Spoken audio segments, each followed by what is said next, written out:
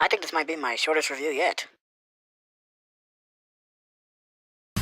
Why the fuck you lying? Why you always lying? Oh my god, stop fucking lying.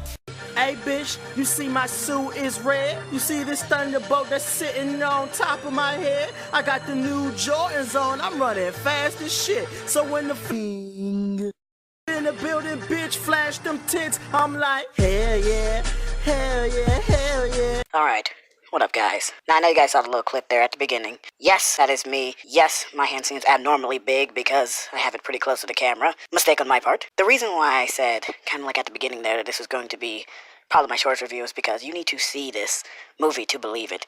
You have to experience it for yourself. There's no words. Even if I wasn't doing a spoiler-free, and I am doing a spoiler-free, please go and see this movie. Even if I wasn't doing a spoiler-free, you have to see this to believe it. Words cannot express the amount of absolution, the amount of joy, the amount of exhilarated excitement that you feel from watching this movie. And I definitely say yes, it is worth every dime. We're talking about Avengers Endgame. So yeah, I saw it. And I'm just going to go ahead and get the bad out of the way because there's virtually nothing. Now, I've never seen anything come so close to a perfectly well-executed movie, to a damn near flawless, cohesive ending that makes damn near perfect sense. I know somebody is going to later on pick this movie apart, nitpick every single solitary thing, and you can say it's nostalgia that's blinding me, you can say it's ignorant bliss to the problems that this movie may have, and after maybe 5 to 10 more viewings, I may see those problems too, but as of right now, from a first standard viewing, I can say I don't see them. This movie is everything you can want, not just in a superhero movie, but a movie itself. Absolutely fantastic. But like I said, let's get the bad out of the way because there's not much in it for me. Alright, so bad things. This movie does have a little bit of an editing problem. I saw some weird edits, I saw some things that didn't make sense in the context of the continuity and things of that nature, but again, this movie deals with time, so I'm expecting those to be there, obviously. Another bad thing, the jokes. Most of them land, and when they land good.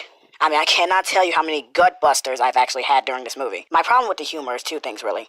One, not all of the jokes land, and two, this movie, in a lot of serious moments that it needs to be serious, they're doing a lot of more humorous thing. Now, I know, there are probably kids and things and stuff to go and see this movie, and they want to lighten up the mood, they want to get the family laughing. I don't feel that was absolutely necessary. I felt like they tackle a lot of tough subject matter, they tackle a lot of adult themes, that a lot of the kids ended up getting.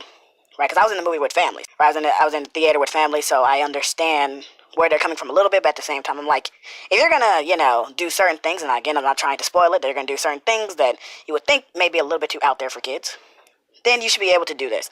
So I felt like the tonal shift was a little bit off because they needed to be more serious in this matter, but at the same time, they were a little bit too jokey for me. And so that's basically my problem with the humor. And the last problem I had with this movie would definitely be the fact that towards the end, they do still kind of push the agenda, and by the agenda, I mean the woke SJW narrative. Now, it's not peppered, it's only like this one part. The rest of the movie is, thank God, free of it. And we all know the stuff that was going on with Captain Marvel, so don't worry guys, this may be a little bit of a spoiler, but you are going to get a scare when you get close to the end and you see her, because you knew she was going to take on Thanos, but there was this big stigma going around about we didn't want her to end Thanos because of the narratives and the agenda and everything else that was going on around. You didn't want it to come to that, so you are going to get a little bit scared, but don't worry.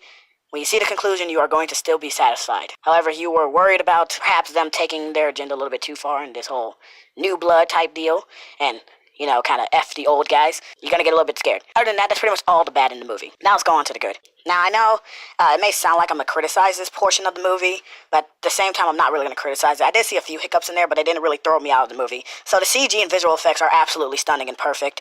I mean, words cannot express the amount of glorious footage that you are going to be getting with this movie. There's big fights, there's big explosions, there's big CGI fuckfests everywhere, but you are going to absolutely love every bit of it. And the great thing is, even though this movie is really dark, like a lot of the lighting is off, and it's in a dark setting, you are able to follow the action. There's lighting where it needs to be, there is cameras where it needs to be, you're able to follow the action damn near perfectly and flawlessly, even with everything going on. And you're going to feel like a kid again, right? When you see the big battle scenes and stuff that you're going to see in this movie, a little bit of spoiler there, but you already kind of knew it was coming, you're going to enjoy every single solitary bit of it. It is going to be just like music to your eyeballs. It is absolutely fantastic. Moving on to the characters. Everyone gave a great performance.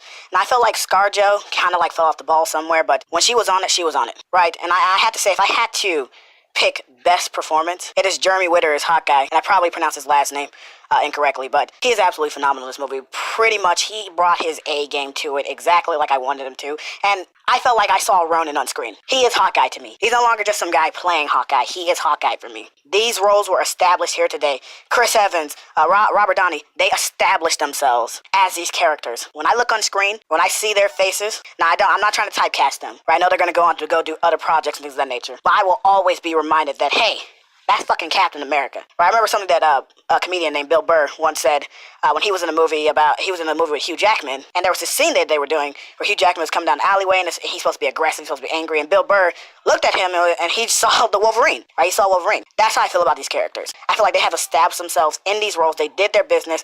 And I felt like it was a satisfying conclusion all the way to the end, that their character arcs had reached the necessary steps that they need to in order to end perfectly.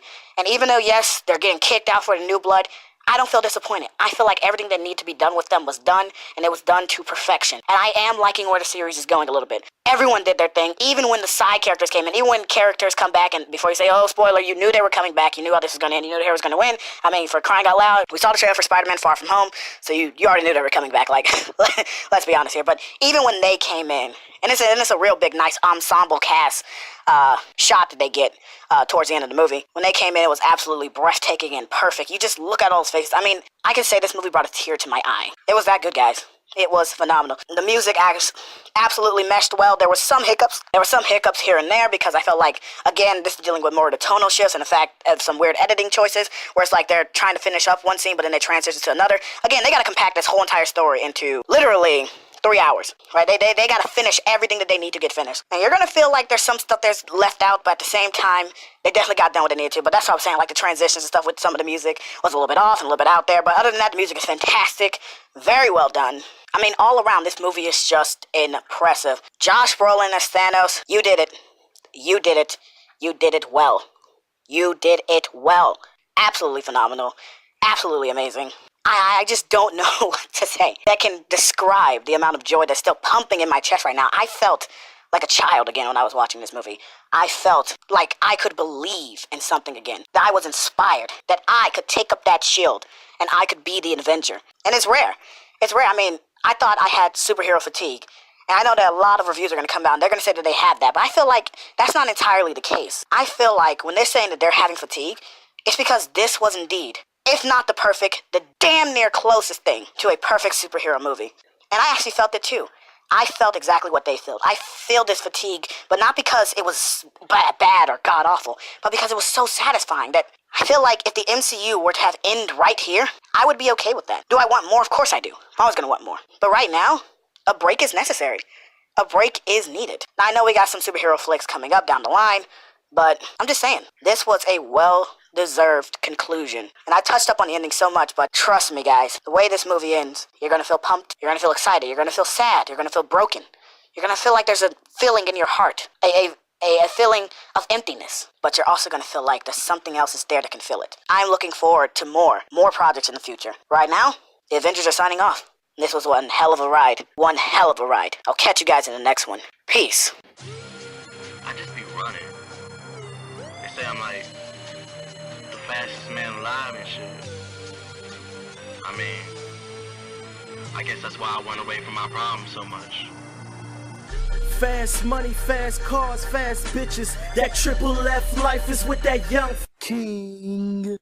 Living, he run fast as what? Got no deodorant on, cause he never sweats, especially over no bitch up in the club. They say his speed manipulates time and space, so he went back in time to fuck Pocahontas' face. Hey, what up there, my Gummy Knights? If you are new here to the round table, be sure to like, subscribe, and await the time for when we go on our next adventure together.